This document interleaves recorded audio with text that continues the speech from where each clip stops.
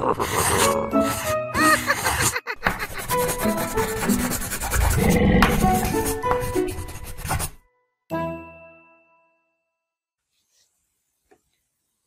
chat botté.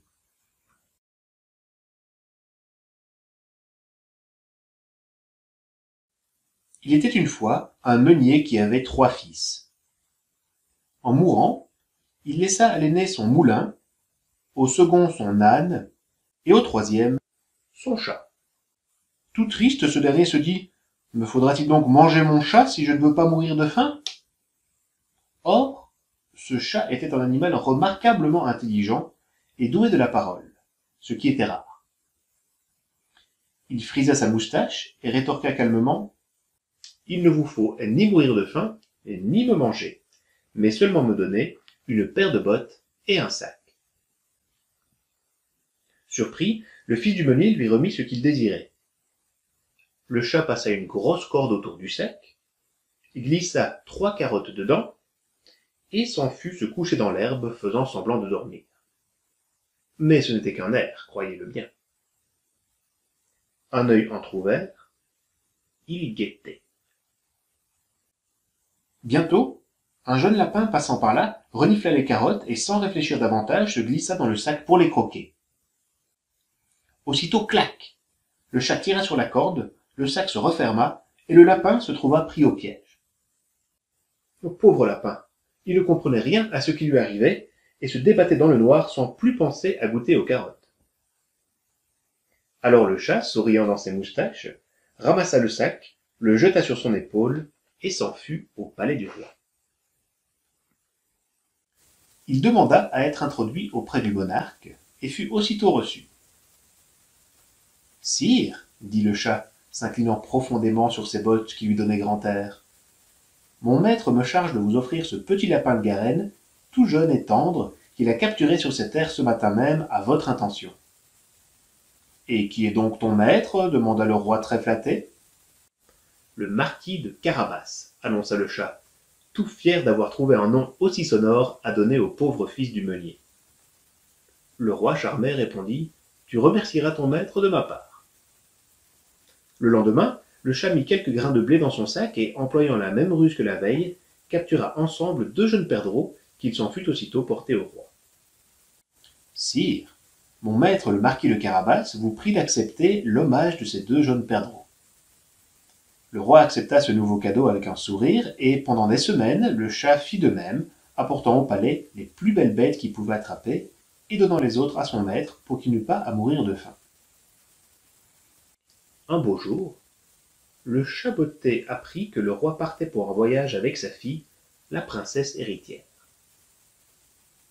« Aujourd'hui, maître, dit-il au fils du meunier, vous pouvez devenir riche et puissant.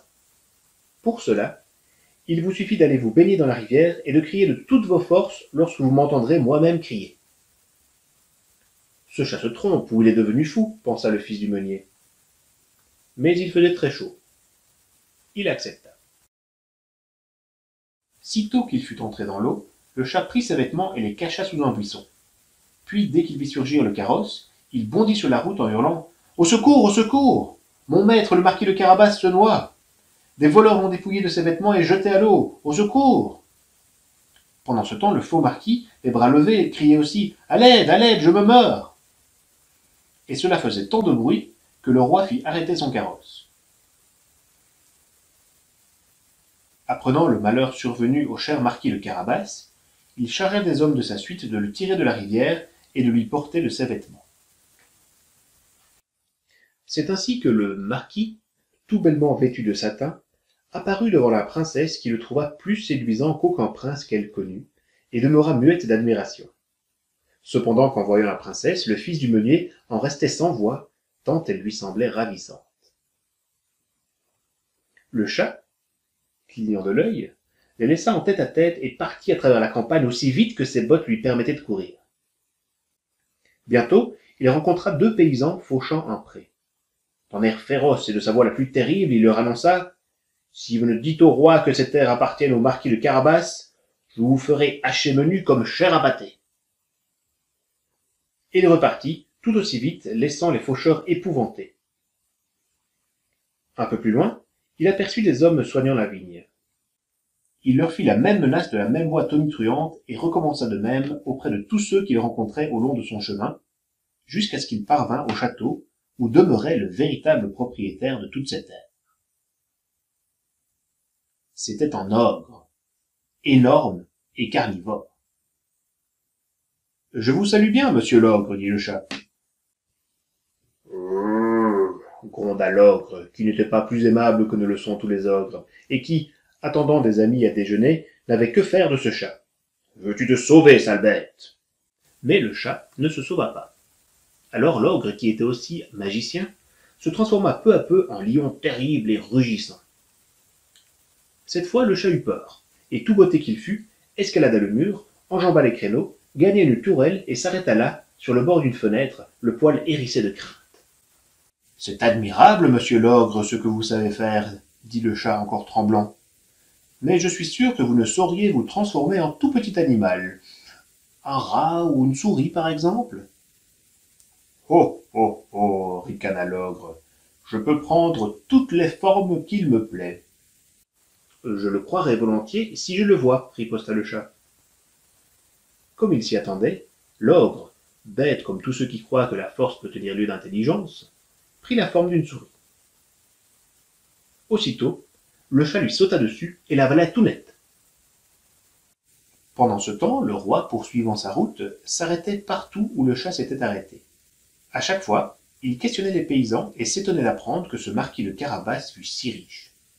« En effet, répondit le fils du meunier, mes terres sont excellentes et donnent de très bonnes récoltes. » Il disait cela d'un petit air modeste, tout en ne quittant pas la princesse des yeux qui, elle aussi, ne cessait de le regarder.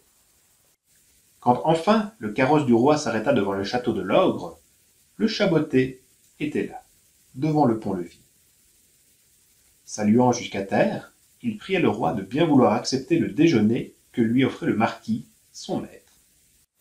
De plus en plus émerveillé, le roi accepta. Avec toute sa suite, il s'attabla devant le festin préparé pour les amis de l'ogre, tandis que ceux-ci, avertis de l'arrivée du monarque, se retiraient discrètement.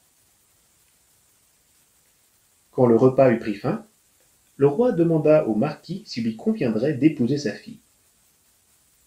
Est-il besoin de dire que le marquis ne se fit pas prier?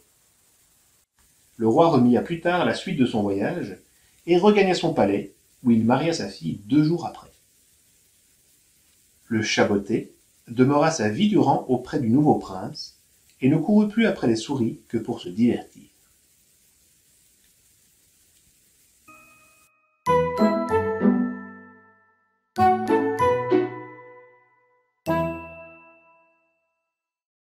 Merci d'avoir écouté cette histoire, j'espère qu'elle vous a plu. Merci également pour tous vos dessins qui ont permis d'illustrer notre aventure. Pour notre prochain récit, nous allons avoir besoin de un escargot, une limace, un hibou, une tortue, une forêt, une rivière, la mer et des petits lutins avec des grands bonnets pointus.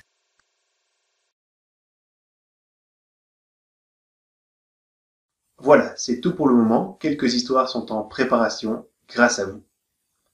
Envoyez vos dessins à l'adresse leshistoiresdebachir@gmail.com et nous nous retrouverons très bientôt pour une nouvelle histoire.